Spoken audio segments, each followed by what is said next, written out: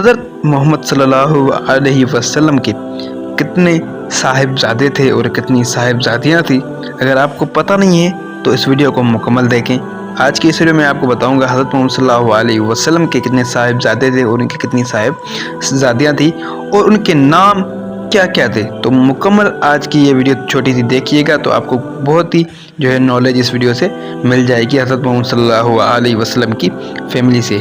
تو حضرت محمد صلی اللہ علیہ وسلم کے 3 شہزادے تھے اور 4 شہزادیاں تھیں جن کے نام یہ تھے۔ سب سے پہلے حضرت محمد صلی اللہ علیہ وسلم کی جو شہزادیاں تھیں ان کے نام پر نظر ڈالتے ہیں۔ تو حضرت بی بی زینب رضی اللہ تعالیٰ عنہ، نمبر 2 حضرت بی بی رقیہ رضی اللہ تعالیٰ عنہ، حضرت بی بی ام کلثوم رضی اللہ تعالیٰ عنہ، حضرت فاطمہ الزہرا رضی اللہ تعالیٰ عنہ۔